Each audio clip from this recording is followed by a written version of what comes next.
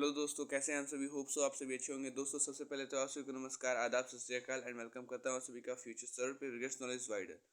दोस्तों, आज हम लोग कंपनी लॉ के कुछ इंपॉर्टेंट क्वेश्चंस इसके बारे में डिस्कस करने वाले हैं इन दिस वीडियो। तो चलिए बिना देर के वीडियो को स्टार्ट करते हैं। दोस्तों, सबसे पहला इंपॉर्टेंट क्वेश्चन जो आपके सामने है वो है सैलेंट फीचर्स ऑन कंपनीज एक्ट 2013। यानी कंपनीज एक्ट 2013 के क्या क्या सैलेंट फीचर्स हैं ये बताना है। ध्यान दीजिएगा, सैलिएंट फीचर्स दिया है किसके, कंपनीज एक्ट 2013 के सैलिएंट, ठीक है, साइलेंट नहीं। तो ध्यान दीजिएगा, इसमें आप कंपनीज एक्ट के सैलिएंट फीचर्स लिखिएगा, ना कि कंपनीज का।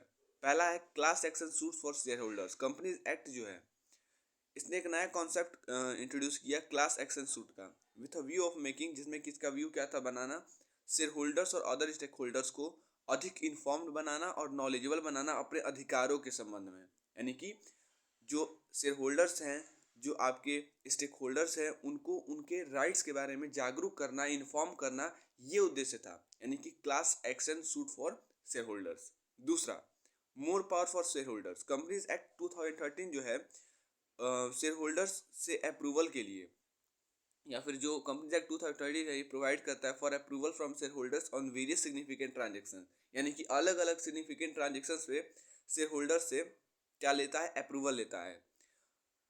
तीसरी बात, women empowerment in corporate sector. Companies act 2013 जो है ये एटलीस्ट एक वुमेन डायरेक्टर रखता है। तो ये भी इसकी खास बात है, ये भी इसका सैलिएंट फीचर है कि भाई ये कम से कम एक वुमेन डायरेक्टर की अपॉइंटमेंट की कंपल्सन लाता है on the board. Corporate social responsibility. Companies act 2013 जो है ये स्टिपुलेट करता है, ये बताता है बहुत सारे अलग अलग सर्टेन क्लासेस कंपनी के to spend a certain amount of money every year. किस लिए, तो एक सर्टेन अमाउंट ऑफ मनी हर एक साल खर्च करने के लिए एक्टिविटीज़ पर, इनिशिएटिव्स पर, जो कि रिफ्लेक्ट कर रहा है कॉर्पोरेट के सोशल रिस्पॉन्सिबिलिटी को। नेशनल कंपनी लॉ ट्रिब्यूनल कह रहा है कि जो कंपनीज एक्ट 2013 है, इसने नेशनल कंपनी लॉ ट्रिब्यूनल जो है इंट्रोड्यूस कराया।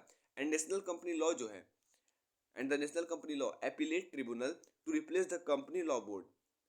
दो चीज़ें इंट्रोड्यूस कराई, एक नेशनल कंपनी लॉ और दूसरा national company law appellate tribunal. ध्यान दीजिएगा, पहला नेशनल कंपनी लॉ ट्रिब्यूनल और दूसरा national company law appellate tribunal. किस लिए, तो कंपनी लॉ बोर्ड को रिप्लेस करने के लिए and board for industrial and financial reconstruction, इसको रिप्लेस करने के लिए। They would relieve the courts of their burden. उन्होंने क्या किया, उन्होंने कोर्ट्स को उनका जो बर्डन है अलग अलग स्पेशलाइज जस्टिस देने के रिगार्डिंग, उस बर्डन को उन्होंने क्या कर दिया, उससे कोर्ट को छूट दे दिया, रिलीव दे दिया। किसके थ्रू, कंपनीज एक्ट 2013 के थ्रू। Fast track mergers.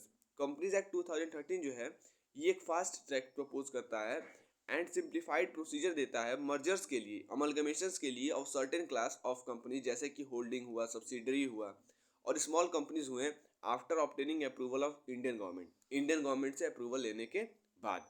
यानी कि एक फास्ट ट्रैक मर्जर देता है कंपनीज एक्ट। ये भी इसका एक सैलिएंट फीचर्स है। अगला सैलिएंट फीचर्स है इसका cross border mergers. Companies act 2013 ये क्रॉस बॉर्डर मर्जर्स परमिट करता है बोथ वेज, यानी कि दोनों तरीकों से।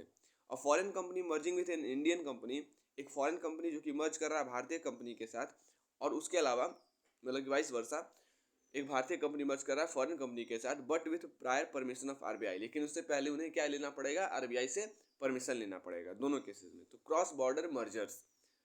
अगला है prohibition on forward dealing and insider trading. Companies act 2013 जो है ये प्रोहिबिट करता है डायरेक्टर्स को और की मैनेजरियल पर्सनल को, यानी कि जो मैनेजरियल कर्मचारी हैं, यानी कि जो कर्मचारी हैं, उनको प्रोहिबिट करता है call purchasing call and put option of share of the company. Company के शेयर ऑप्शन को परचेस करने से क्या करता है, कॉल एंड पुट ऑप्शन जो है शेयर को खरीदने का, उससे उनको क्या करता है, रोकता है। If such person is reasonably expected to have access to price sensitive information. Increase in number of shareholders. Companies Act 2013 increased the number of maximum shareholders in private companies from 50 to 200. Companies Act 2013 ने private company की जो संख्या, private company में minimum members की जो संख्या थी वो क्या थी, मैक्सिमम नंबर की जो संख्या थी वो क्या थी, मैक्सिमम मेंबर नहीं बोलेंगे, मैक्सिमम शेयर होल्डर्स की संख्या थी वो क्या थी, 50 थी, जिसको इसने बढ़ाकर 200 कर दिया। Limit on maximum partner. Maximum number of partner या मैक्सिमम नंबर ऑफ पर्सन जो है किसी भी एसोसिएशन या पार्टनरशिप में may be up to such number as may prescribe but not exceeding 100। ठीक है, लेकिन 100 से ज़्यादा नहीं होना चाहिए। ये रेस्ट्रिक्शन जो है ये अप्लाई नहीं होता है एसोसिएशन या पार्टनरशिप में जो कि कॉन्स्टिट्यूट किया गया है प्रोफेशनल्स द्वारा, जैसे कि आपके लॉयर हुए, जैसे कि आपके सीए हुआ, कंपनी सेक्रेटरी यानी कि सीएस हुए, who are govern by their special law, जो कि अपने स्पेशल लॉ के थ्रू गवर्न किए जाते हैं। कंपनीज एक्ट जो था आपका 1956 का, इसमें लिमिट क्या था, 20 पर्सन का था। And there was no exemption granted to professionals, और एग्जेम्पशन किसी भी तरह का ग्रांट नहीं हुआ था प्रोफेशनल्स को। लेकिन कंपनीज एक्ट 2013 आया तो उसमें प्रोफेशनल्स को एग्जेम्पशन ग्रांट हुए, और साथ ही साथ जो संख्या है वो 20 से बढ़ाकर कितनी कर दी गई, 100 कर दी गई। मैक्सिमम नंबर ऑफ पार्टनर को बढ़ाकर 100 कर दिया गया, जो कि पहले 20 हुआ करता था 1956 में। 1 पर्सन कंपनी, कंपनीज एक्ट 2013 एक नया फॉर्म इंट्रोड्यूस किया प्राइवेट कंपनी का, दैट इज 1 पर्सन कंपनी।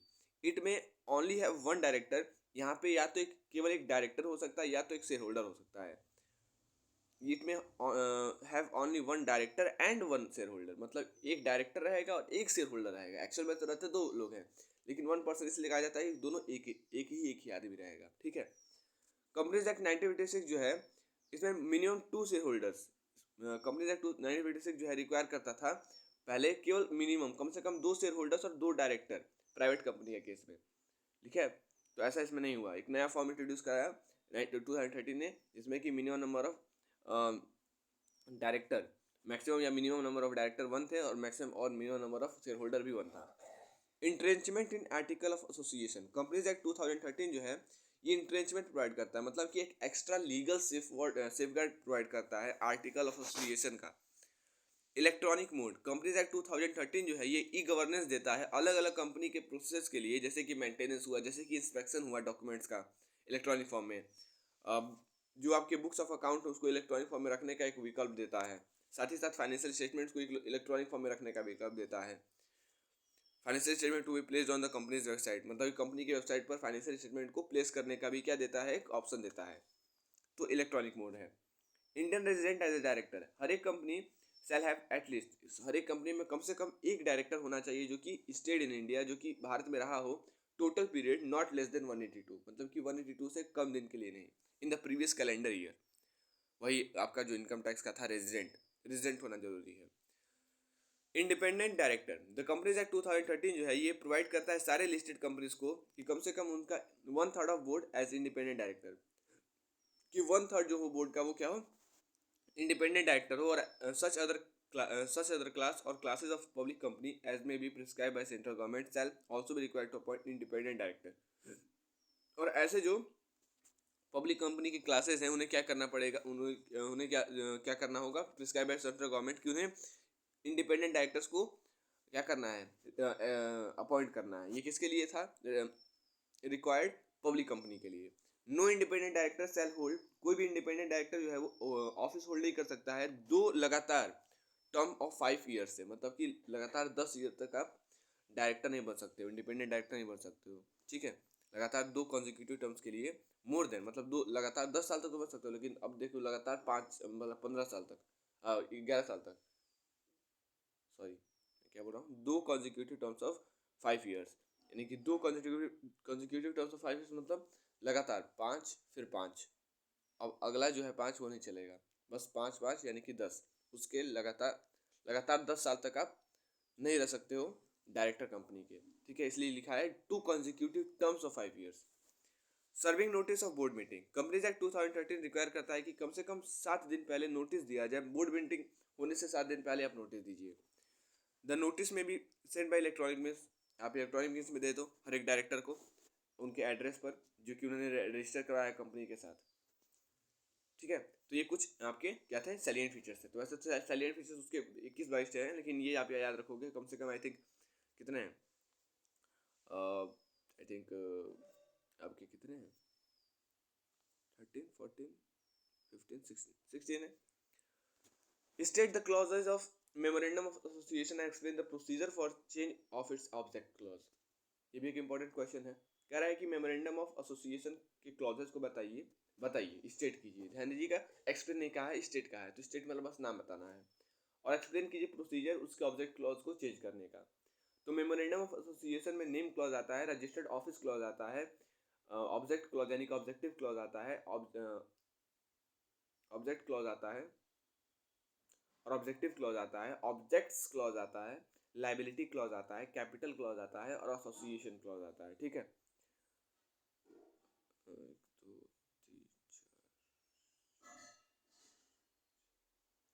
ठीक है। Steps for alteration in object clause of memorandum of association. तो पहला है कि आप एक बोर्ड मीटिंग कन्वीन कीजिए, किसके हिसाब से, सेक्शन 173 के हिसाब से। सब सेक्शन आप याद रखिएगा, ठीक है।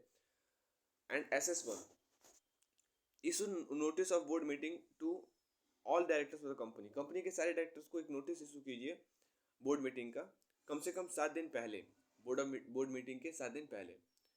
इसमें आप एक एजेंडा अटैच कीजिए, attach agenda, notes to agenda, draft resolution. Step 2 क्या है, होल्ड द बोर्ड मीटिंग। पहला क्या था, कन्वेन द बोर्ड मीटिंग। मतलब कन्वेन और होल्ड में क्या अंतर है भाई, कन्वेन और होल्ड में ये अंतर है कि आप अभी बोर्ड मीटिंग स्टार्ट नहीं किए हो, स्टार्ट करने का प्लान कर रहे हो, दैट मीन्स कन्वेन। और आप अब बोर्ड मीटिंग क्या कर दिए हो, होल्ड कर दिए हो। तो पहला आप कन्वीन अब बोर्ड मीटिंग में आप क्या करोगे, 7 दिन पहले जो कर रहे हो ना वो कन्वीन मीटिंग है, मतलब आप प्लानिंग कर रहे हो, किए नहीं हो। ठीक है। Issue notice of board meeting to all the directors of company before 7 days of board meeting. Board meeting के 7 दिन पहले, कम से कम at least 7 days before the date of board meeting. और उसमें क्या आप अटैच कीजिए एजेंडा, उसके बाद नोट्स टू एजेंडा और उसके बाद एक ड्राफ्ट कीजिए resolution.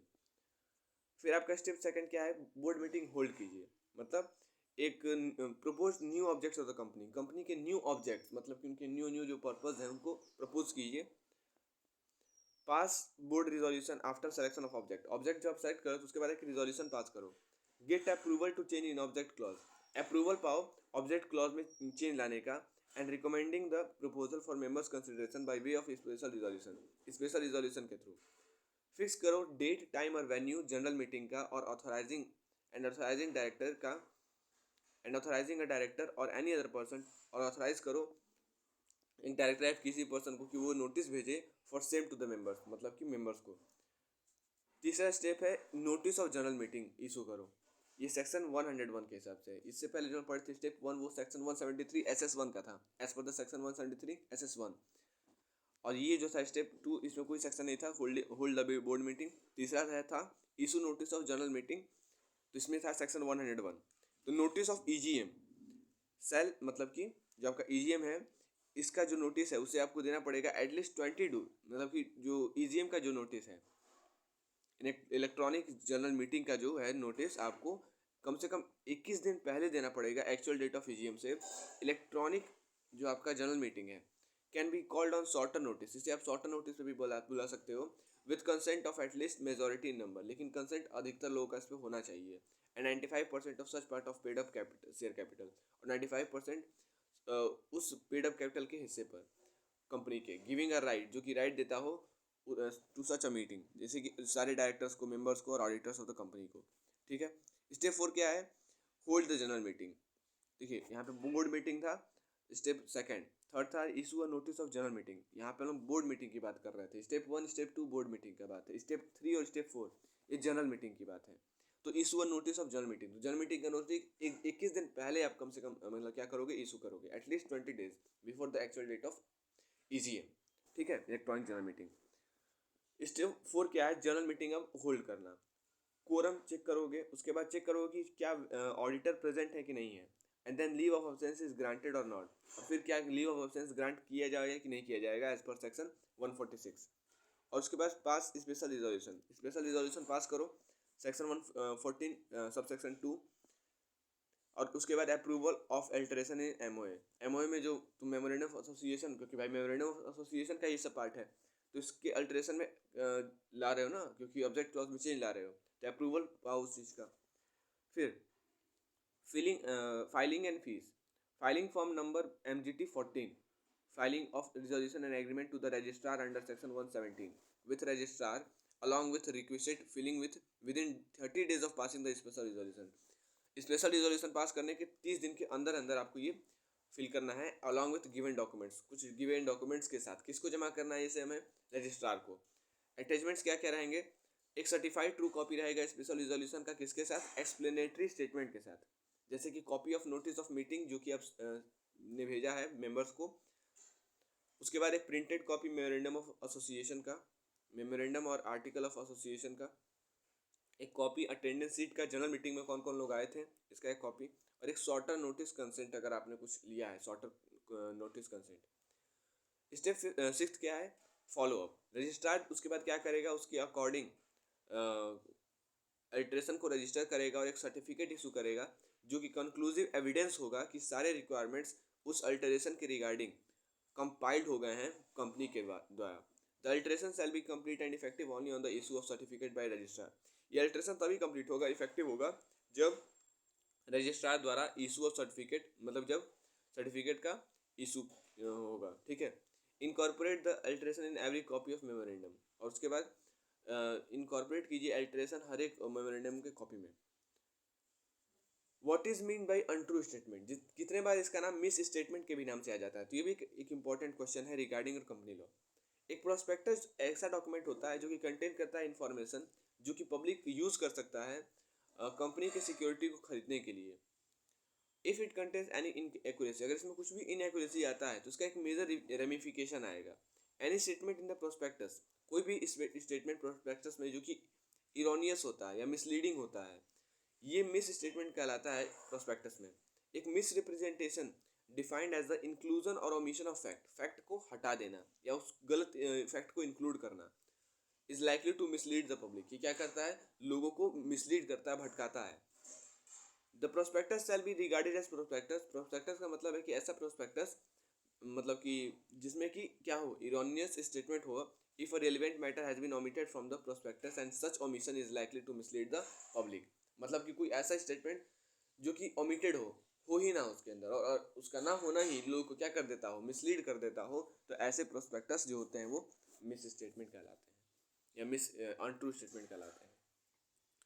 There have been instances जबकि रिप्रेजेंटेशन फ्यूचर इवेंट्स के लिए क्वेश्चन में कॉल किया जाता है। एक मियर remark that something will be done और हैपन, कि कुछ चीज़ होगा फ्यूचर में, is not statement of fact, ये स्टेटमेंट ऑफ फैक्ट नहीं होता है जिससे कि मिस रिप्रेजेंटेशन का लाइबिलिटी हो। एक मिस स्टेटमेंट जो होता है of existing fact is required to activate it. अगर रिप्रेजेंटेशन केवल उस टाइम पर ट्रू था, प्रोस्पेक्टस के इशुएंस के टाइम पर ट्रू था and not at time of allotment, ना कि अलॉटमेंट के टाइम, तो ये क्या करेगा, लाइबिलिटी को बढ़ा देगा।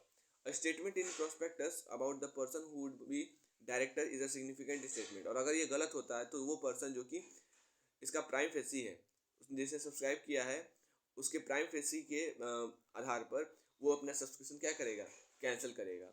लाइबिलिटीज़ क्या है मिस स्टेटमेंट के लिए प्रोस्पेक्टस में, तो पहला है civil liability in case of misstatement in prospectus. अगर कोई पर्सन सब्सक्राइब करता है कंपनी के सिक्योरिटी के लिए, उसको उसको कोई भी लॉस या फिर हार्म होता है as a result of any statement made in the prospectus, और कोई भी इंक्लूजन या ओमिशन होता है आइटम का, of an item included in the prospectus, मतलब कि अगर ओमिशन होता है किसी भी ऐसे आइटम का जो कि प्रोस्पेक्टस में इंक्लूडेड है, जो कि डिसेप्टिव है, भटकाने वाला है, और एक्ट करता है on the content of prospectus, तो ऐसे then the company and everyone involve who, तो हर एक व्यक्ति जो कि कंपनी में इन्वॉल्व है, जैसे कि आपका डायरेक्टर ऑफ कंपनी, अगर प्रोस्पेक्टस की इशू के टाइम पर अगर डायरेक्टर ऑफ कंपनी अवेलेबल था तो अभी उसका जिम्मेदार कहलाएगा, या फिर जिसका नाम प्रोस्पेक्टस में है as a director of the company, या फिर प्रमोटर ऑफ द कंपनी, या फिर कोई ऑथोराइज जो कि अलाउ कर रहा है प्रोस्पेक्टस के इशू को, इज एन एक्सपर्ट जो कि एंगेज और इंटरेस्टेड है कंपनी के फॉर्मेशन में, मैनेजमेंट में या प्रमोशन में, वो भी लायबल होगा कॉम्पनसेशन पे करने के लिए हर एक व्यक्ति को, बिना किसी प्रेजुडिस का, बिना किसी पनिशमेंट के, to which any permission may be liable to every person who has suffered the loss और डैमेज, मतलब जिसको भी लॉस या फिर डैमेज सफर हुआ सबको कॉम्पनसेशन पे करेंगे। अगला है criminal liability in case of misstatement in prospectus. Criminal liability जो होता है मिस स्टेटमेंट के लिए प्रोस्पेक्टस में, ये सेक्शन 63 में बताया गया है। हर एक पर्सन जो कि ऑथराइज करता है इशू, सर्कुलेशन और डिस्ट्रीब्यूशन प्रोस्पेक्टस का, दैट कंटेंट जो कि कंटेंट करता है कोई भी स्टेटमेंट जो कि इनकरेक्ट है या फिर मिसलीडिंग है किसी फॉर्म में जिसमें कि वो कंटेंट हो रहा है, या फिर और वेयर एनी इंक्लूजन और ओमिशन ऑफ एनी मैटर, या फिर यहाँ पे किसी तरह का मैटर का इंक्लूजन या फॉर्मेशन किसी को मिसलीड कर रहा है, वह भी रिस्पॉन्सिबल होता है फ्रॉड के लिए। अगला क्वेश्चन है every member of company is it share holder while every share holder is not his member. Explain कीजिए इस स्टेटमेंट को और साथ ही साथ ये भी डिस्कस कीजिए कि किस तरीके से किसी भी कंपनी के मेंबरशिप को टर्मिनेट किया जाता है या फिर कैंसिल किया जाता है। एक शेयर होल्डर जो है शेयर्स एक्वायर कर सकता है, लेकिन ये मेंबर नहीं होता जब तक कि उसका नाम एंटर नहीं हो जाता है कंपनी के रजिस्टर ऑफ मेंबर्स में।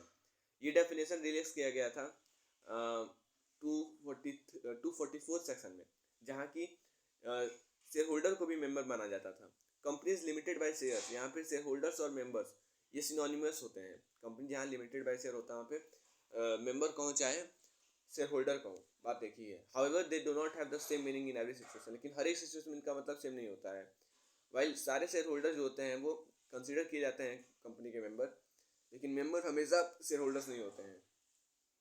Members are more often refer to as share holders, members को कभी कभी शेयर होल्डर्स कहा जाता है जब हम लोग उन राइट्स के डिस्कस करते हैं जो कि उनके शेयर्स के साथ अटैच रहते हैं या फिर शेयर रीऑर्गेनाइजेशन के साथ अटैच रहते हैं। तो सारे ऐसे केस में हम मेंबर्स को क्या कर देते हैं कि भाई मेंबर्स ही क्या है, शेयर होल्डर्स है। कुछ तरीके हैं मेंबरशिप को टर्मिनेट करने के। Transfer of shares, transfer of shares जो है अफेक्ट होता है कैसे, तो by registering an instrument called instrument of transfer with the company. Secretary जो है वो कैंसिल कर देता है नेम सेलर का फ्रॉम रजिस्टर ऑफ मेंबर, और ऐसे में मेंबरशिप शेयर होल्डर का क्या हो जाता है, टर्मिनेट हो जाता है। Transmission of share, transmission of share जो है इसका मतलब होता है transfer of share bye operation of law. ये एक ऑटोमेटिक ट्रांसफर है शेयर का जब in the event of death, death के इवेंट में या ल्यूनेसी के इवेंट में ऑफ अ शेयर होल्डर। जब भी ट्रांसमिशन ऑफ शेयर होता है तो उस दौरान मेंबरशिप किसी भी ओरिजिनल शेयर होल्डर का क्या हो जाता है, टर्मिनेट हो जाता है। वाइंडिंग अप, जब भी कोई कंपनी वाइंड अप होता है तो ऐसे केस में मेंबरशिप सारी मेंबर्स का टर्मिनेटेड रहता है automatically.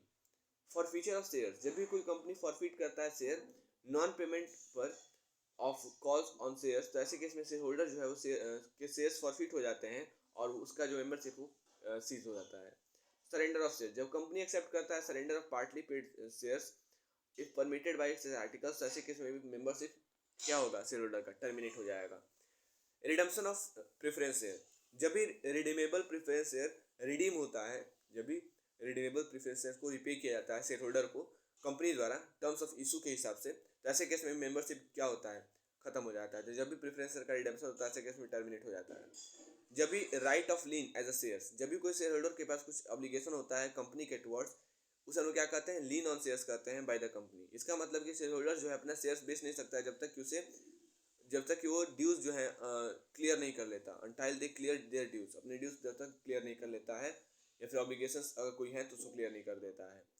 In case of his failure to pay his dues, अगर वो अपने ड्यूज को पे करने में फेल हो जाता है तो कंपनी उसके शेयर्स को कैंसिल कर देता है और उसका जो मेंबरशिप है वो खत्म हो जाता है।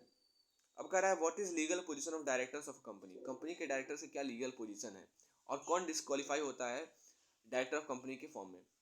तो कुछ सर्टेन एक्सप्लेनेशन है जजेस द्वारा फॉर डिफाइनिंग डायरेक्टर। कभी कभी एजेंट के रूप में कहते हैं, कितने लोग इसको ट्रस्टी कहते हैं।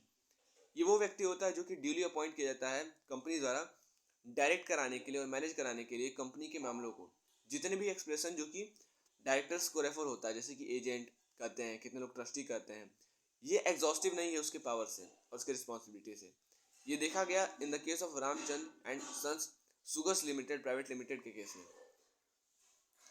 That it is really difficult है एक्सप्लेन करना लीगल पोजीशन किसका, डायरेक्टर इन अ कंपनी का। जजेस हैव एक्सप्लेन कि ये एक मल्टी डायमेंशनल पोजीशन है which is held in the capacity of an agent, trustee और manager, even though this terms don't hold the same meaning in true legal sense. Director as an agent, company जो है खुद तो अपने खुद की capacity पे तो एक्ट नहीं कर सकता है, तो ये it would allow need someone to act, तो अलाउ करता है कि कोई उसके बिहाफ पर क्या करे, एक्ट करे। Company can only act through directors, और कंपनी केवल और केवल डायरेक्टर्स के थ्रू ही क्या कर सकती है, एक्ट कर सकती है। और this hence makes its a principal and agent relationship. तो यहाँ पे कंपनी और डायरेक्टर के बीच में एक प्रिंसिपल और एजेंट का रिलेशनशिप आ जाता है, जहाँ की डायरेक्टर एजेंट बन जाता है और कंपनी प्रिंसिपल। ये रिलेशनशिप डायरेक्टर को पावर देता है to act and make decisions on behalf of company, कि कंपनी के बिहाफ पर क्या करे, एक्शंस ले। कोई भी कॉन्ट्रैक्ट और ट्रांजेक्शन जो कि कंपनी के बिहाफ पर लेता है डायरेक्टर, वो कंपनी को लायबल बनाता है, ना कि डायरेक्टर को। ठीक है, no liability occurs upon directors, कोई भी लाइबिलिटी डायरेक्टर के ऊपर नहीं आता है। दे ओनली साइन, वो केवल और केवल कॉन्ट्रैक्ट को साइन करता है और कॉन्ट्रैक्ट बनाता है कंपनी के बिहाफ पे। Director as a trustee, company में एक डायरेक्टर को ट्रस्टी बनाया जाता है, क्योंकि जो डायरेक्टर होता है वो ट्रस्टी से वजह से होता है, क्योंकि ये एसेट्स एडमिनिस्टर करता है और वर्क्स को एडमिनिस्टर करता है कंपनी के इंटरेस्ट में। ट्रस्टी वो होता है जो कि who can be interested with the companies asset, जिसको कि इंटरेस्ट किया जा सकता है कंपनी के एसेट्स के साथ, एंड ये परफॉर्म करता है कंपनी के गोल को अचीव करने के towards rather than for their personal advantage, ना कि खुद के फायदे के लिए। इसके अलावा trustee trustee is given powers like allotment of shares. Trustee को कुछ पावर्स दिए जाते हैं, जैसे कि अलॉटमेंट ऑफ शेयर्स के, कॉल्स को लगाने के, किसी भी ट्रांसफर को एक्सेप्ट और रिजेक्ट करने के, जो कि पावर्स इंटरेस्ट का कहलाता है। Director as a managing director, director जो होता है कंपनी का, ये शेयर होल्डर्स के विल को रिप्रेजेंट करता है और उनके वांट्स को। They tend to act on behalf of share holder and their goal, ये एक्ट करते हैं शेयर होल्डर्स के बिहाफ पर, उनके गोल्स के बिहाफ पर। ड्यू टू दिस, और इस वजह से ये वास्ट पावर इंजॉय करते हैं, and can perform many function that are proprietary nature, और बहुत सारे फंक्शंस को परफॉर्म कर सकते हैं जो कि प्रोप्राइटरी होता है नेचर में। Due to provisions mentioned in MOA, क्योंकि कुछ प्रोविजंस मेंशन हुए हैं मेमोरेंडम ऑफ एसोसिएशन और आर्टिकल ऑफ एसोसिएशन में कंपनी के, ऐसे में बोर्ड ऑफ डायरेक्टर जो है वो सुप्रीम पॉलिसी के फॉर्म में एक्ट करता है और डिसीजन मेकिंग अथॉरिटी के रूप में काम करता है। डायरेक्टर एज एन एम्प्लॉय या फिर ऑफिसर, शेयर होल्डर जो है वो इलेक्ट करता है डायरेक्टर को जनरल मीटिंग में, जो कि कंपनी द्वारा हेड कराया जाता है, और एक बार डायरेक्टर इलेक्ट हो जाता है तो वो राइट्स और पावर्स इंजॉय करता है जो कि उसे दिया जाता है एक्ट के हिसाब से। ये पावर्स और राइट्स जो हैं ये शेयर होल्डर्स नहीं ले सकते हैं, मतलब कि taken away by the share holders, and they can not interfere in the decision making of director as such, और ऐसे में वो डायरेक्टर्स के डिसीजन मेकिंग में इंटरफेयर नहीं कर सकते हैं। और चूंकि डायरेक्टर जो है ऐसे पावर्स और राइट्स को क्या करता है, पोजेस करता है, तो इसे हम लोग टर्म एम्प्लॉयज़ के रूप में भी, मतलब कि can not B term employees of the company, और ऐसे में इसको कंपनी का एम्प्लॉय भी नहीं कर सकते हैं। ऐसा इसलिए क्योंकि एम्प्लॉयज़ का अथॉरिटी लिमिटेड होता है, जो कि उनके अंदर वेस्टेड रहता है, and always work under the directions of the employer, और ये हमेशा एम्प्लॉयर के डायरेक्शंस के या उनके नेतृत्व के अधीन क्या करते हैं, काम करते हैं। And can not interfere the employer decision making, और एम्प्लॉयर के डिसीजन मेकिंग में ये कभी भी दखल अंदाजी नहीं कर सकते हैं, लेकिन ऐसा डायरेक्टर में तो था नहीं, इस वजह से डायरेक्टर को हम लोग एम्प्लॉय या फिर ऑफिसर भी नहीं कर सकते हैं। Disqualification of director, company law के हिसाब से डायरेक्टर जो है वो डिस्क्वालीफाइड रहता है किसी भी फॉलोइंग रीजन से, अगर वो अनसाउंड माइंड का है और उसे and is declare so by court, और कोर्ट ने भी ये बात बता दिया कि हाँ भाई वो अनसाउंड माइंड का है, अगर वो इंसॉल्वेंट है, अगर वो प्रोसेस में है इंसॉल्वेंसी डिक्लेयर करने में, और अपने एप्लीकेशन को पेंडिंग, उसका एप्लीकेशन पेंडिंग है, तो ऐसे भी केस में वो क्या है, डिस्क्वालीफाइड है as a director. He has been convicted by court of any offence, किसी भी ऑफेंस के द्वारा कोर्ट में कन्विक्टेड है अगर वो, एंड हैज़ बीन इम्प्रिजन, और कम से कम उसको 6 महीने क्या हुआ है, जेल हुआ है, तो ऐसे केस में वो डिस्क्वालीफाइड है। हाउएवर अगर कोई व्यक्ति कन्विक्टेड है किसी भी ऑफेंस के लिए और सर्व किया है पीरियड ऑफ 7 years और मोर, तो ही shall not be eligible to appointed as director in company. और कोई भी पर्सन जो कन्विक्टेड है किसी भी मामले में और वो 7 साल या 7 साल से ज़्यादा सर्व किया है कंपनी में, तो वो एलिजिबल नहीं होगा डायरेक्टर अपॉइंट होने में कंपनी का। अगर कोई ऑर्डर पास हो रहा है disqualifying him from being appointed as director by a court या फिर ट्रिब्यूनल, तो ऐसे केस में भी वो डायरेक्टर नहीं हो सकता है। He has not paid any cost with respect to any shares, किसी भी शेयर्स के रिस्पेक्ट में कुछ ने कोई कॉस्ट पे नहीं किए हैं कंपनी के, चाहे अकेले या फिर ज्वाइंटली विथ अदर्स, तो ऐसे केस में पीरियड ऑफ 6 months लैप्स हो जाते हैं लास्ट डे से, जो कि फिक्स किया गया था कॉल के पेमेंट के लिए। ही हैज़ बीन कन्विक्टेड और offences dealing with related party transaction at any time during last preceding 5 years, last preceding 5 years में अगर उसने कन्विक्ट किए हैं ऑफेंसेस रिलेटेड पार्टी ट्रांजेक्शन से, रिलेटेड पार्टी ट्रांजेक्शन से के साथ डील करके, तो ऐसे केस में भी वो क्या होगा, डिस्क्वालीफाइड रहेगा एज ए डायरेक्टर। अगर वो फेल हो जाता है डायरेक्टर आइडेंटिफिकेशन नंबर यानी कि DIN नंबर क्या करने में, लेने में, तो ऐसे केस में भी वो क्या हो जाएगा, डिस्क्वालीफाई हो जाएगा एज ए डायरेक्टर। अगला क्वेश्चन है कि फ्लोटिंग चार्ज और को एक्सप्लेन कीजिए और उसको फिक्स्ड चार्ज से अलग बताइए। तो फिक्स्ड चार्ज क्या होता है, फिक्स्ड चार्ज एक लीन या फिर मॉर्गेज होता है जो क्रिएट किया जाता है over a specific and identifiable fixed asset, जैसे कि लैंड हुआ, बिल्डिंग हुआ, प्लांट हुआ, मशीनरी हुआ, इंटेंजिबल्स हुए जैसे कि ट्रेडमार्क, गुडविल। ये the charge covers all those assets, ये चार्ज हर एक उन एसेट्स को कवर करता है जो कि कंपनी द्वारा आमतौर पर बेचे नहीं जाते हैं। ये क्रिएट किया जाता है रीपेमेंट, डेट का जो रीपेमेंट है उसको सिक्योर करने के लिए। इस तरह के अरेंजमेंट में यूनिक फीचर ये होता है कि चार्ज के क्रिएशन के बाद लेंडर जो है इसका पूरा कंट्रोल रहता है कोलेटरल एसेट पर, और कंपनी जो है यानी कि जो बोरोवर है is left over with position of asset, इसके पास केवल एसेट का पोजीशन रह जाता है। इसलिए अगर कोई कंपनी चाहता है बेचना, ट्रांसफ़र करना या एसेट को डिस्पोज करना, तो वो या तो आइदर प्रीवियस ईयर या तो उसे प्रीवियस अप्रूवल लेना पड़ेगा लेंडर का इज टू बी टेकन, या फिर उसे सारे ड्यूज को पहले क्या करना होगा, डिस्चार्ज करना होगा। या तो अप्रूवल ले लीजिए भाई जो आपको लोन दिया है उससे, अगर आपको डिस्पोज करना है जितने भी आपके एसेट्स वगैरह हैं, या फिर उसे क्या करना पड़ेगा, पहले ड्यूज को क्या करना पड़ेगा, डिस्चार्ज करना पड़ेगा। द लीन और mortgage which is not particular to any asset, वो लीन या फिर वो मॉर्गेज जो कि किसी भी एसेट के लिए पार्टिकुलर नहीं होता है, उसे हम लोग फ्लोटिंग चार्ज कहते हैं। ये चार्ज डायनेमिक होता है नेचर में, जिसमें कि क्वांटिटी और वैल्यू एसेट का बदलता रहता है पीरियडिकली। इसका यूज़ एक मैकेनिज्म के रूप में किया जाता है लोन के रिपेमेंट को सिक्योर करने के लिए। ये कवर करता है एसेट जैसे कि स्टॉक हो गया, डेटर्स हो गया, व्हीकल्स हो गया, जो कि कवर्ड नहीं है अंडर फिक्स चार्ज। इस तरह के अरेंजमेंट में जो कंपनी होता है इसके पास अधिकार होता है एसेट्स को बेचने का, यानी कि बॉरोवर के पास पूरा अधिकार होता है एसेट्स को बेचने का in ordinary course of business. Hence no period permission of lender is required and also there is no obligation to pay off the dues first.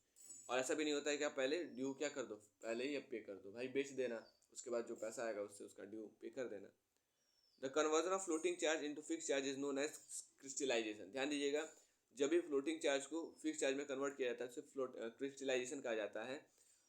और the security is no more floating security, और ये जो security रहता है वो अधिकतर floating security नहीं रह सकता है। और ये तब होता है जब कंपनी वाउंड अप होने के कगार पे आ जाती है, जब कंपनी फ्यूचर में मतलब कि एग्जिस्ट करना बंद कर देती है, जब कोर्ट अपॉइंट करता है रिसीवर को, जब कंपनी डिफॉल्ट करती है पेमेंट करने पर और लैंडर एक्शन लेता है डेट्स को रिकवर कराने के लिए।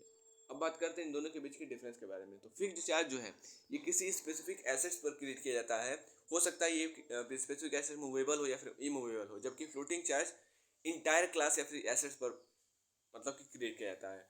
फिक्स्ड चार्ज जो होता है ये आइडेंटिफिएबल होता है प्रॉपर्टी के रिस्पेक्ट में, या फिर वेयर एज जो आपका फ्लोटिंग चार्ज है ये आइडेंटिफिएबल नहीं होता है फ्लोटिंग चार्ज के रिस्पेक्ट में। ठीक है, अगली बात करते हैं। फिक्स्ड चार्ज स्टैटिक होता है नेचर में, वहीं फ्लोटिंग जैसे कि नाम ही डायनेमिक होता है। फिक्स्ड चार्ज का जो रजिस्ट्रेशन है ये वॉलेंट्री होता है, लेकिन जो फ्लोटिंग चार्ज का रजिस्ट्रेशन है ये कंपल्सरी होता है। फिक्स्ड चार्ज क्रिएट किया जाता है एग्जिस्टिंग और डिटर्मिनेबल प्रॉपर्टी पे, लेकिन जो फ्लोटिंग चार्ज है ये पूरे एग्जिस्टिंग या फिर डिटर्मिनेबल प्रॉपर्टी पे क्रिएट किया जाता है, and future and indeterminable property. Fixed charge property जो है जिस पर उसको क्रिएट किया जाता है उसको बढ़ा देता है, वहीं फ्लोटिंग चार्ज प्रॉपर्टी को नहीं क्लच करता है जिस पर कि उसको क्रिएट किया जाता है, ये प्रॉपर्टी के ऊपर क्या करता है, फ्लोट करता है। किन स्थितियों में कंपनी जो है वॉलेंट्री वाउंड अप हो सकता है, और मेंबर्स वॉलेंट्री वाइंडिंग अप और क्रेडिटर्स वॉलेंट्री वाइंडिंग अप के बीच का डिफरेंस क्या है।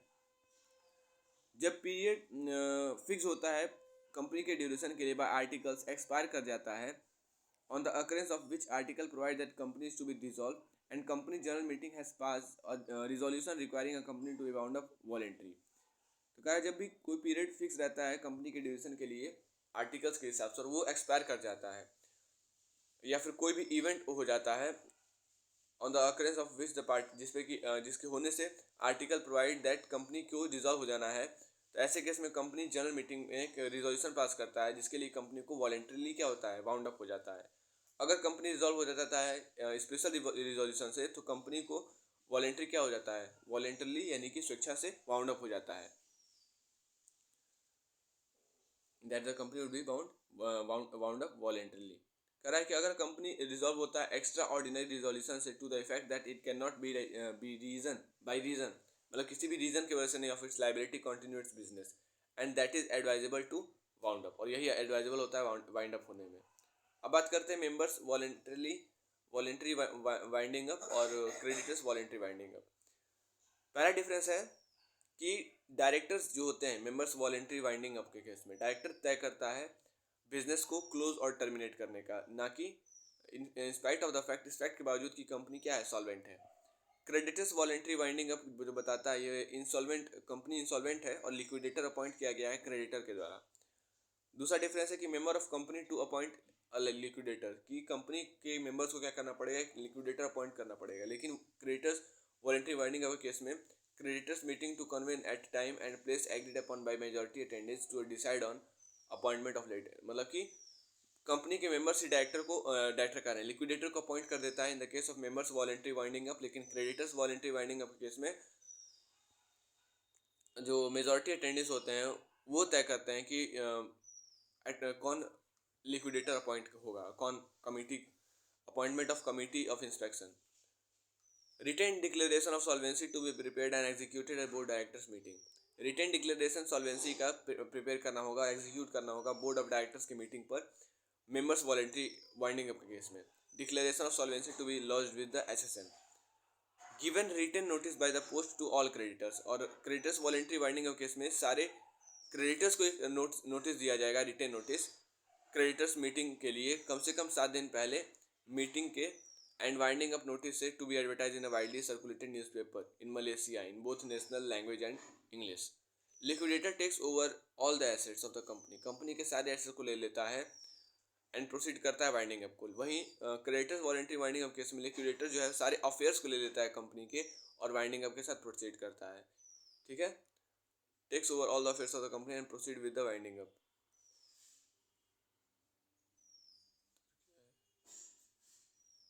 ठीक है, अगली बात करते हैं। दया कि members voluntary winding up case में कोई भी प्रोविजन जो है stay of legal proceeding against company, कोई प्रोविजन नहीं होता है लीगल प्रोसीडिंग को रखने के लिए कंपनी का अगेंस्ट। लेकिन जो आपका क्रेडिटर्स वारंटी वाइंडिंग अप है इसमें commencement of creditors warranty winding up would stay legal proceeding, मतलब यहाँ पे लीगल प्रोसीडिंग स्टे रहता है कंपनी के against. Transfer of share after winding, जो ट्रांसफर होता है शेयर्स का वाइंडिंग के बाद वो वॉइड होता है और कंपनी वो होता है क्या हो जाता है, बंद हो जाता है और पावर ऑफ डायरेक्टर सीज हो जाता है। लेकिन जो आपका क्रेडिटर्स वारंटी वाइंडिंग अप है इसमें कॉर्पोरेट स्टेटस जो है वो सबसीड रहता है और कंटिन्यू रहता है तब तक जब तक कि कंपनी डिजॉल्व नहीं हो जाता है। कंपनी जो है वो shall cease to carry on business transfer of shares after winding up his void। और शेयर्स का वाइंडिंग अब के बाद जो ट्रांसफर आता है वो क्या हो जाता है, शेयर्स का वॉइड हो जाता है। कैसे कंपनी इनकॉर्पोरेट होता है और उन डॉक्यूमेंट्स को मेंशन कीजिए जो कि आप कंपनी के रजिस्ट्रार के साथ फाइल करते हो। कंपनी इनकॉर्पोरेट हो सकता है अलग अलग तरह के बिजनेस में जो कि जनरली डिपेंड करता है बिजनेस ऑनर के कैपिटल और उसकी नीड पे। ये जो अलग अलग तरीके का this various types include one person company, इसमें आपका वन पर्सन कंपनी आता है, पब्लिक लिमिटेड कंपनी आता है, प्राइवेट लिमिटेड कंपनी आता है, लिमिटेड लाइबिलिटी पार्टनरशिप आता है, फॉरेन कंपनी आता है। Barring a few minor differences all this various forms are incorporated in more और less the same way.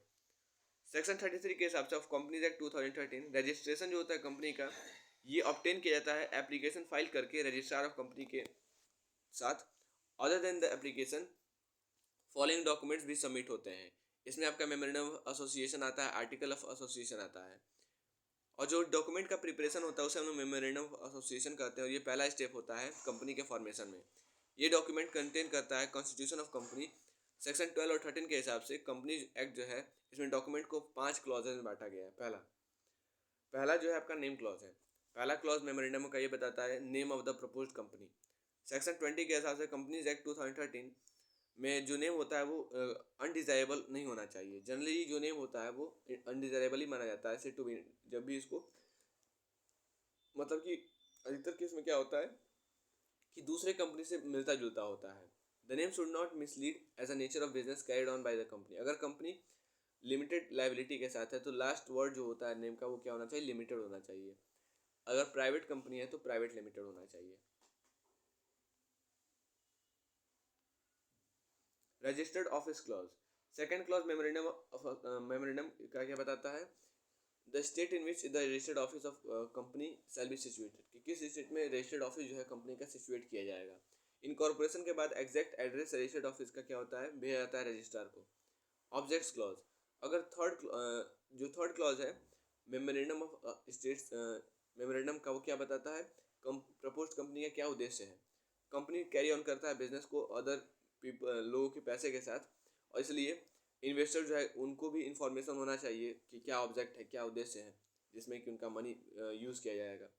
The object clause has to be divided into 2 sub clauses. पहला sub clause जो होता है ये main object के बारे में बात करता है, वहीं दूसरा और ये जो आपका पहला क्लॉज ये मेन ऑब्जेक्ट बताता है जो कि कंपनी द्वारा परस्यू किया जाएगा उसके इनकॉर्पोरेशन पे। एंड जो आपका ऑब्जेक्ट इंसिडेंटल और एंसिलरी होता है मेन ऑब्जेक्ट से वो कवर किया जाता है अंडर द सब क्लॉज जिसको कि हम लोग ऑब्जेक्ट्स क्लॉज कहते हैं। लाइबिलिटी क्लॉज, फोर्थ क्लॉज क्या होता है ये बताता है nature of liability of members of the company. ये जो क्लॉज है ये बताता है कि क्या whether the liability of members are be limited, कि क्या लाइबिलिटी मेंबर्स का लिमिटेड है, और अगर है तो वेदर लिमिटेड बाय शेयर्स है या लिमिटेड बाय गारंटी है। कैपिटल क्लॉज, लास्ट क्लॉज होता है जो बताता है अमाउंट ऑफ कैपिटल जो कि कंपनी रजिस्टर कराएगा and the kinds number of value of share into which capital is to be divided, कि किस तरह के कैपिटल्स में किस तरह के शेयर्स में उसको डिवाइड किया जाए कैपिटल को। Documents to be submitted to ROC include memorandum of association, article of association, the pre-incorporation agreement for appointing director, and the declaration by an authorized person confirming that the requirement relating to registration have been made adhere to, कि जितने भी आपके documents हैं वो उन requirements को fulfil कर रहे हैं कि नहीं। अब कह रहा है कॉर्पोरेट विल क्या होता है और किस स्थितियों में कॉर्पोरेट विल को उठाया जा सकता है। जो कॉन्सेप्ट है कॉर्पोरेट विल का, जो कॉन्सेप्ट है कॉर्पोरेट विल का, ये क्या बताता है कि कंपनी ऑनर्स को बिना किसी चिंता के काम करने दिया जाए अनप्रेडिक्टेबल लाइबिलिटीज के बारे में it may incur during business. The act perform by company are always for the generation of profit. जो भी काम एक कंपनी करता है हमेशा प्रॉफिट के जनरेशन के लिए करता है, प्रॉफिट को जनरेट करने के लिए करता है। कैसे? तो अपने क्लाइंट्स की ज़रूरतों को पूरा करके। कभी कभी चीज़ें जैसे प्लान की गई रहती है वैसे होती नहीं है और क्लाइंट्स को कुछ स्थितियों कुछ कन्वीनियंसेस क्या करने पड़ते हैं, फेस करने पड़ते हैं, यानी कि जो ग्राहक हैं। और ऐसे केस में कंपनी जो होता है लायबल हो जाता है करेक्टिव मेजर्स लेने के रिगार्डिंग, जो कि उसको फुलफिल करना पड़ता है प्रॉफिट से जो कि उसने कमाया है अपने क्लाइंट्स के थ्रू। एंड एसेट जो कंपनी द्वारा and the assets on by the company name, और उन एसेट्स के थ्रू उसको भुगतान करना पड़ता है जो कि उसने अपने खुद के नाम पर क्या किए हैं, ऑन किए हुए हैं। तो ऐसे में जो कॉन्सेप्ट होता है कॉर्पोरेट विल का, ये इंश्योर करता है कि कोई भी लाइबिलिटी जो कि उसको लिमिट करता है कंपनी ऑनर को and does not extend to assets of the company owner, उसके लाइबिलिटी को बढ़ाता है ना कि कंपनी के एसेट्स को। तो ऐसे केस में ऑनर जो होता है वो छिप कर, मतलब कि पर्दे के अंदर छिप कर, विल मतलब क्या, पर्दा, एक पर्दे के अंदर छिप कर सारे लाइबिलिटीज जो होते हैं उन सारे लाइबिलिटीज के लिए कंपनी के ही only deals in the name of company on behalf of it. ठीक है, यानी कि छिपा रहता है under the veil for all liabilities the company, और ये केवल डील करता है कंपनी के नाम में, नाम पर, उसके बिहाफ पर। There are also arise some cases जहाँ की बिजनेस और जो बिजनेस ऑनर्स हैं वो प्रयास करते हैं कॉरपोरेट विल को के कॉन्सेप्ट को लिफ्ट करने का और परफॉर्म करते हैं फ्रॉड एक्ट्स, जैसे कि fraud acts in the name of the company, company के नाम पर पर्सनल प्रॉफिट कमाने के लिए। Wherever there is such an ill intention and court needs to take appropriate action to prevent such malified activities। जो purpose होता है इन activities के बीच का वो क्या होता है, बेनिफिट उठाना पर्सनली और लाइबिलिटीज़ को लिमिट करना कंपनी के नाम पर। कंपनीज एक्ट 2013 जो है ये प्रोवाइड करता है अलग अलग स्थितियाँ जहाँ की कॉन्सेप्ट जो है लिफ्टिंग का, कॉर्पोरेट विल का, उसे इम्प्लीमेंट किया जा सकता है पता लगाने के लिए कि कौन रियल ऑफेंडर है जो कि छिपा हुआ है कंपनी के नाम के पीछे, और उसको वो क्या करता है, पनिश करता है। इन एक्टिविटीज़ के अलावा describe in companies act, court जो होता है वो कुछ प्रेसिडेंट्स भी सेट किया हुआ है जो कि सर्व करता है बाइंडिंग लॉ और अलाउ करता है कोर्ट को कि वो क्या करे, लिफ्टिंग को यूज़ करे कॉर्पोरेट विल का, चाहे business owner appear to having undue benefit, जहाँ की बिजनेस ऑनर जो होता है वो उसे दिखाता है कि क्या इसको कुछ अनड्यू बेनिफिट हो रहा है। तो कुछ प्रोविजंस हैं और कुछ मतलब कि आपके स्टेटरी प्रोविजंस हैं और कुछ आपके जुडिशियल डिसीजंस हैं। तो पहला आपका है officer in default, section 5 of act. ये सेक्शन जो है ये बताता है किसके बारे में, ऑफिसर इन डिफ़ॉल्ट के लाइबिलिटी के बारे में, कि दैट इज़ दोज इंडिविजुअल जो कि इन्वॉल्व हैं रॉन्गफुल या इलीगल एक्ट में, वो लायबल होते हैं ऑफेंसेस के रिस्पेक्ट में जो कि उनके द्वारा कमिट किया गया है। और ऐसे में ये सेक्शन बताता है जॉइंट और सेवरल लाइबिलिटी मेंबर्स का। The term officer in default का मतलब है मैनेजिंग डायरेक्टर या फिर whole time director. Reduction of membership, ये सेक्शन 45 ऑफ द एक्ट बताता है पब्लिक कंपनी में कम से कम 7 मेंबर्स का होना जरूरी है उसके फॉर्मेशन के लिए, और प्राइवेट कंपनी में कम से कम 2 मेंबर्स का। हाउएवर जब भी कोई कंपनी फॉर्म होता है बिना किसी complying with minimum requirement and continue करता अपने बिजनेस को, तो हर एक मेंबर जो कि जानता है इस फैक्ट के बारे में वो इंडिविजुअली लायबल होता है कोई भी डेट्स जो कि कॉन्ट्रैक्ट किए जाते हैं कंपनी के द्वारा उस टाइम पर। Improper use of name, section 147 of the act, subsection 4 of section 147 of the act, ये प्रोवाइड करता है लाइबिलिटी ऑफिसर ऑफिसर का जो कि साइन किए हैं बिल ऑफ एक्सचेंज पर, हुंडी पर, प्रोमिसरी नोट पर। Improper name of the under the improper name of company, company के इम्प्रॉपर नेम के अंडर में। तो ऐसे में ऑफिसर जो होते हैं वो shall be to the holder of such bill of the exchange unless it is duly paid by the company. तो इम्प्रॉपर यूज ऑफ नेम भी होता है, तो ऐसे केस में भी लिफ्ट कर दिया जाता है। अगला है फ्रॉडलेंट कंडक्ट। अगर if at the time of termination of incorporation, ये पाया जाता है कि जो एक्टिविटीज़ हैं कंपनी के वो कैरी ऑन किए जा रहे थे केवल और केवल कंपनी के इन्वेस्टर्स को डिसीव करने के लिए, तो ऐसे में जो इंडिविजुअल्स के बारे में इसके बारे में नॉलेज होता है वो पर्सनली लायबल होते हैं किसी भी लॉस के लिए जो कि कॉज होता है to such investor as the court में direct. Failure to refund application money, अगर कंपनी फेल हो जाता है एप्लीकेशन मनी को रिफंड करने में एप्लीकेंट्स को जो कि अलॉटेड जिनको अलॉट नहीं कराता है shares within 130 days from the date of issue of prospectus, ऐसे केस में डायरेक्टर ऑफ कंपनी जो होते हैं वो जॉइंटली और सिवरली लायबल होते हैं एप्लीकेशन मनी को रिपे करने के लिए विथ इंटरेस्ट। हावेवर ये जो है कोई भी इफेक्ट नहीं करता है कॉन्टिन्यूस को कंपनी के, और ये इसका एक सेपरेट एग्जिस्टेंस होता है। अब अगला है जुडिशियल प्रोविजंस। ये सब जुडिशियल प्रोविजंस, इससे पहले हम जो पढ़े थे वो स्टेटरी प्रोविजंस थे। फ्रॉड और इम्प्रॉपर कंडक्ट, जो सबसे कॉमन ग्राउंड है जहाँ की कोर्ट लिफ्ट करता है कॉर्पोरेट विल का, ये तब होता है जब मेंबर ऑफ कंपनी इंडल्ज रहते हैं फ्रॉडलेंट एक्ट में। जो इंटेंशन होता है इसके पीछे का वो क्या होता है, पता लगाना कि इसका फ़ायदा किसको मिल रहा है मेंबर्स को। ऐसे केस में मेंबर्स जो होते हैं वो सैलमन प्रिंसिपल यूज़ नहीं कर सकते हैं लाइबिलिटी से बचने के लिए। टैक्स इवेशन, कभी कभी कॉर्पोरेट विल का यूज़ टैक्स से बचने के लिए भी किया जाता है। ये पॉसिबल नहीं है लेजिस्लेचर के कि वो सारे गैप्स को फुलफिल करें, गैप को फिल करे लॉ में, और इसलिए इंपॉर्टेंट है जुडिशरी के लिए कि वो इसमें भी इंटरफेयर करे। ऐसे केसेस में कोर्ट जो है वो कंपनी के बिल को लिफ्ट करता है पता लगाने के लिए कि अफेयर्स ऑफ कंपनी का रियल एस्टेट कौन है। The leading case of Vodafone has was an example of corporate structure found to evade the taxes. तो वोडाफोन इसका एक अच्छा खासा एग्जाम्पल है जो कि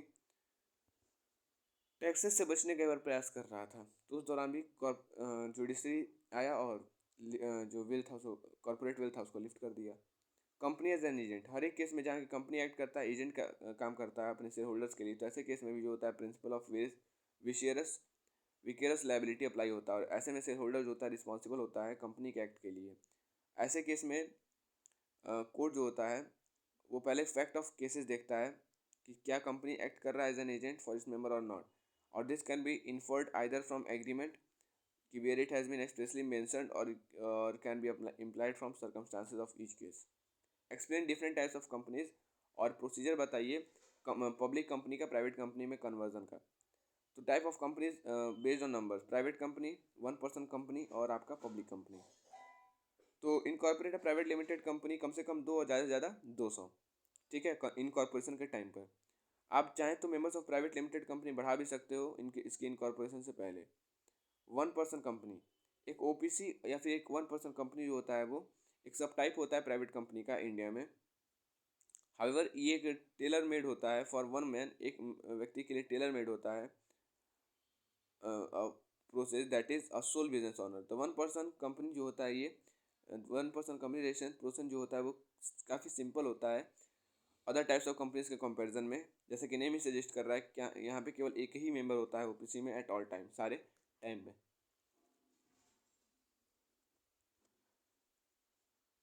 पब्लिक कंपनी, हर एक तरह के टाइप की कंपनी में कॉन्सेप्ट जो होता है पब्लिक कंपनी का क्वाइट पॉपुलर होता है। ये कॉमन होता है लार्ज स्केल प्रोजेक्ट में, क्योंकि आपको कम से कम 7 मेंबर्स की जरूरत होती है पब्लिक कंपनी को स्टार्ट करने के लिए भारत में। इसके अलावा कोई अपर लिमिट नहीं होता है, ध्यान दीजिएगा इसमें कोई अपर लिमिट नहीं होता है। प्राइवेट में तो होता था 200, लेकिन इसमें नहीं होता है। Kinds of company based on liability, company limited by share, जब भी आप डिवाइड करते हो कंपनी के कैपिटल को स्मॉल पोर्शन में तो इसे हम लोग शेयर कैपिटल कहते हैं। शेयर्स और शेयर होल्डिंग ये डिस्प्ले करता है ऑनर के इंटरेस्ट को उसके बिजनेस में। इस तरह का जो कंपनी होता है इसमें शेयर होल्डर की जो लाइबिलिटी होती है वो लिमिटेड रहती है उसके शेयर होल्डिंग तक कंपनी में। कंपनी लिमिटेड बाय गारंटी, कुछ प्राइवेट और पब्लिक कंपनीज में मेंबर जो होते हैं वो डिवाइड नहीं करते हैं कैपिटल को शेयर्स में, और यहाँ पे कैपिटल जो होता है मेंबर से वो गारंटी के फॉर्म में होता है। और इस केस में सब्सक्राइबर्स टू मेमोरेंडम कंपनी उसे सब्सक्राइब करना पड़ता है कुछ गारंटीड अमाउंट ऑफ कैपिटल और साइन करना पड़ता है सब्सक्राइबर्स के सीट को। इस केस में जो अमाउंट होता है जो कि वो सब्सक्राइब करते हैं वो इक्विवेलेंट होता है उनकी ऑनरशिप के in the company. Unlimited company, जो सबसे लिस्ट पॉपुलर ऑप्शन होता है इस टाइप में कंपनी का होता है अनलिमिटेड कंपनी। जैसा कि नेम ही बता रहा है यहाँ पे लाइबिलिटी मेंबर्स क्या होता है, लिमिटेड होता है। Types of company based on ownership या कंट्रोल। होल्डिंग कंपनी वो होता है जो कि जिसके पास पावर होता है किसी भी सब्सिडरी कंपनी को के ऊपर। इसके अलावा इस तरह का ऑर्गेनाइजेशन पेरेंट या फिर अम्ब्रेला कंपनी होता है। ये होल्ड करता है majority of share subsidiary company का। जब भी मेजॉरिटी ऑफ कंट्रोलिंग पावर एक कंपनी होल्ड करता है उसे होल्डिंग करता है, और जिसको ये होल्ड करता है उसे हम सब्सिडी कहते हैं। एसोसिएट कंपनी क्या होता है, जो कि सब्सिडी कंपनी से काफ़ी सिमिलर होता है, केवल डिफरेंस ये होता है कि सब्सिडी में पेरेंट कंपनी के पास मेजॉरिटी होता है शेयर होल्डिंग का, वहीं एसोसिएट कंपनी में पेरेंट कंपनी के पास माइनॉरिटी होता है शेयर होल्डिंग का। गवर्नमेंट कंपनी, पेरेंट कंपनी में जो however in associate company parent company has minority share holding. Subsidy जो पेरेंट कंपनी के पास यानी कि जो आपका होल्डिंग कंपनी है उसके पास मेजॉरिटी होता है, लेकिन एसोसिएट कंपनी के केस में माइनॉरिटी होता है। कहने का मतलब है जो होल्डिंग कंपनी है वो आपका एक टाइम पर एसोसिएट कंपनी भी है। एसोसिएट कंपनी नहीं है, मतलब क्या कहते हैं उसको, हम्म, सही है।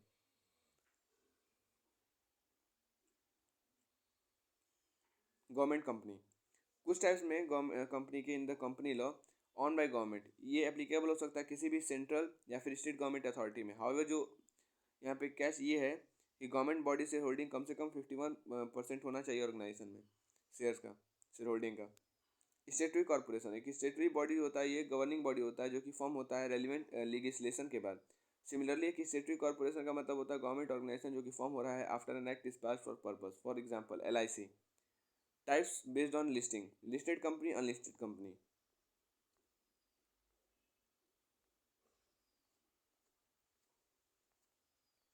लिस्टेड कंपनी और अनलिस्टेड कंपनी क्या होता है, जो सिक्योरिटीज में इशूड रहता है स्टॉक एक्सचेंज बोर्ड में उसे लिस्टेड कहते हैं, जो नहीं रहता है उसे अनलिस्टेड कहते हैं। स्टेप 1 क्या है, notice for board meeting. The company initiate करता है process by sending a notice 7 दिन पहले मीटिंग डेट के। बोर्ड मीटिंग उसके बाद क्या करता है, कंपनी कंडक्ट कराता है rules stipulated under section 173 of the company act 2013। उसके बाद board meeting addresses several crucial aspect, जिसमें क्या कंसिडरेशन होता है of the proposal for converting to the public company to private company. उसके बाद नोटिस फॉर जनरल मीटिंग, भाई 21 दिन वाला कॉन्सेप्ट इसमें आ जाएगा कि जनरल मीटिंग कन्वेन करने से 21 दिन पहले आप क्या दोगे मैसेज दोगे, पहले ही बता दिया था मैंने।